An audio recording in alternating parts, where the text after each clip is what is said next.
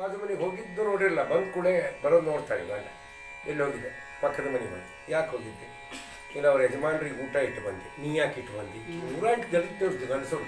ಅದಕ್ಕೆ ಹೆಂಡಂದ್ರೆ ಯಾವಾಗ ಆರಾಮಿರ್ತಾರೆ, ನೀವು ಆಫೀಸ್ ಹೋದ್ರೆ ಆರಾಮಿರ್ತಾವೆ, ಬರೋ ತನಕ ಆರಾಮಿರ್ತಾವೆ. ಬರೋ ಟೈಮ್ ಹಾಕೊಂಡು ಇವ್ ಥರ ಆಗ್ಬಿಡ್ತಾರೆ. ಮತ್ತೆ ನಾವು ಸ್ವಲ್ಪ ಹುಬ್ಬಳ್ಳಿ ಹೋದಾಗ ಕಾರ್ಯಕ್ರಮಕ್ಕೆ ಇವರೇನೋ ಭಾಳ ಆರಾಮದವ್ರು, ದಾಸರಿ ಚೆನ್ನಾಗಿದ್ದೇನೆ ರೇ, ಭಾಳ ಆರಾಮಿದ್ದೇನೆ. ನಿಮ್ಮ ಮನೆಯವ್ರು ಊರಿಗೆ ಹೋಗ್ಯಾರಂದ್ರೆ ಅಂದೆ. ನಿಮ್ಗೇನು ಗೊತ್ತಾಯ್ತು? ನೀವು ಬರೋ ಸ್ಟೈಲ್ ಮೇಲೆ ಗೊತ್ತಾಯ್ತು. ಹಂಗೆ ಮನೆ ಕೂತ 108 ಪ್ರಶ್ನೆ ಮಾಡ್ತಿರ್ತಾವೆ. ಯಾಕೆ ಇಟ್ಬಂದು?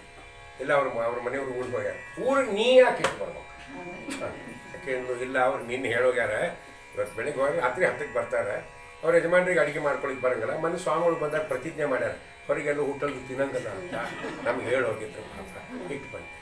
ಆ ಕಡೆ ಮನೆಯವ್ರು ಏನು ಮಾಡ್ತಿದ್ರು? ಇವತ್ತು ಕೇಳ್ತಾರೆ, ನಾ ಯಾಕೆ ಇಟ್ಟು ಬಂದಿನಿ ಗೊತ್ತಾ? ಯಾಕೆ ಹೇಳ್ರಿ? ನಂಗೇನು ಗೊತ್ತು, ಮುಂದಿನ ಸಂಡೇ ನಾವು ಊರಿಗೆ ಹೋಗ್ತೀವಿ, ಅವ್ರಿಗೆ ಹೇಳಿ ಹೋಗ್ತೀವಿ. ಇದಕ್ಕೇನಿರ್ತಾರೆ? ನಿಮಿತ್ತ ಬಂಧುತ್ವ ಅಂತ ಕರೀತಾರೆ. ಇದಕ್ಕೇನಿರ್ತಾರೆ? ನಿಮಿತ್ತ.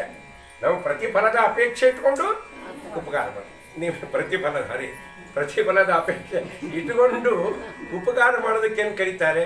ನಿಮಿತ್ತ ಬಂಧು. ಅನಿಮಿತ್ತ ಬಂಧುತ್ವ ಅಂದ್ರೆ ಏನು? ಪ್ರತಿಫಲದ ಅಪೇಕ್ಷೆ ಇಲ್ಲದೇ ಉಪಕಾರ ಮಾಡಿ, ಇದು ಅನಿಮಿತ್ಯ ಬಂಧುತ್ವ.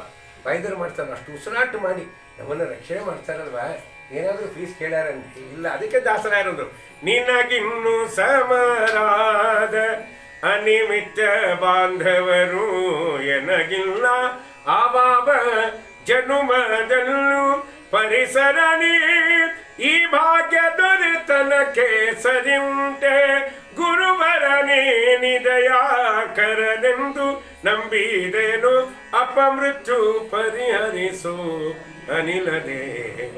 ಏನು ಜ್ಞಾನಿಗಳ ಮಾತು. ಅದಕ್ಕೆ ಇತಿಹಾಸ ಕೇಳಿ ಬಹಳ ಸಂತೋಷ ಆಯಿತು. ಯಾರಿಗೆ? ಜನಕ ಮಹಾರಾಜರಿಗೆ. ಸ್ವಾಮಿ ನೂರು ಇತಿಹಾಸ ಕೇಳಿ ಪರಮಾನಂದ ಆಯಿತು. ಕಲಿಯುಗದಲ್ಲಿ ವೆಂಕಟಾಚಲ ಅಂತ ಯಾಕೆ ಹೆಸರು ಅಂತ ಅವ್ರು ಹೇಳಿದ್ರು, ಟೈಮ್ ಆಯಿತು, ನಾಳೆ ಹೇಳ್ತೀವಿ. ಮುಂದಿನ ಕಥೆ ನಾವು ನಾಳೆ ಹೇಳ್ತೀವಿ. ಮತ್ತೆ ಶಾರ್ಟ್